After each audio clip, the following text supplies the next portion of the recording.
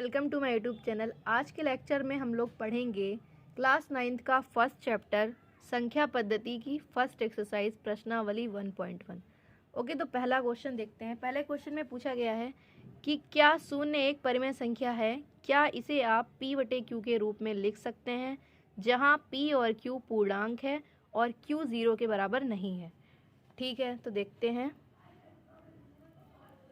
Okay, तो पहले question का आंसर देखते हैं। बोला है क्या शून्य एक परिमेय संख्या है। तो देखो, सबसे पहले हम लोग जानते हैं कि जानना होगा हम लोगों को कि परिमेय संख्या क्या होती है। तो परिमेय संख्या हम उन संख्या को कहते हैं जिनको हम लोग p/q के रूप में लिख सकते हैं। जैसे कि 2 है, ठीक है, 2 के बटे में होता है 1, 2 के बटे में नहीं, हर नंबर के बटे में 1 होता ही होता है। ठीक है, जैसे कि 3 के बटे में 1, 4 के बटे में 1। तो इसको हमने p/q के रूप में लिख दिया। ये हमारा p है और ये हमारा q है, तो p/q के रूप में हमने लिख दिया, तो इसलिए ये एक परिमेय संख्या होगी। तो ऐसे ही पूछा गया है कि क्या शून्य एक परिमेय संख्या है। तो देखते हैं। देखो, शून्य तो जीरो एक ऐसी संख्या है, इसको हम किसी भी नंबर से अगर भाग दें तो ज़ीरो ही रहता है। जैसे कि अगर हम 1 से भाग दें तब भी ये ज़ीरो ही रहेगा, अगर हम 2 से भाग दें तब भी ज़ीरो रहेगा। मतलब कोई भी नंबर ले लो, 100 से भाग दें तब भी ये ज़ीरो ही रहेगा। तो इसका मतलब ये हुआ कि हम ज़ीरो को p/q के रूप में लिख सकते हैं। देखो ना, हम ऐसे लिख सकते हैं इस तरीके से। तो ये हो गया p, ये हो गया q, तो हम p/q के रूप में लिख सकते हैं। तो इसका आंसर क्या होगा? हाँ, शून्य एक परिमेय संख्या है। हाँ, शून्य एक परिमेय संख्या है। फिर उन्होंने क्या पूछा है कि क्या इसे आप p/q के रूप में लिख सकते हैं, जैसा कि अभी हमने दिखाया, इसे p/q के रूप में लिख सकते हैं। तो हम लिखेंगे हाँ, हम इसे p/q के रूप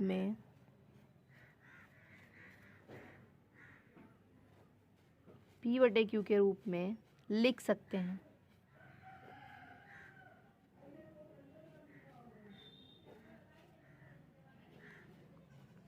तो हाँ, हम इसे p/q के रूप में लिख सकते हैं। तो यही हमारा फाइनल आंसर है।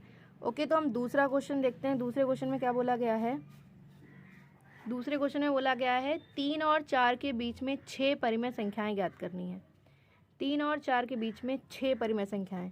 कितनी परिमेय संख्याएं पूछी हैं? 6 परिमेय संख्याएं। 6 परिमेय संख्याएं।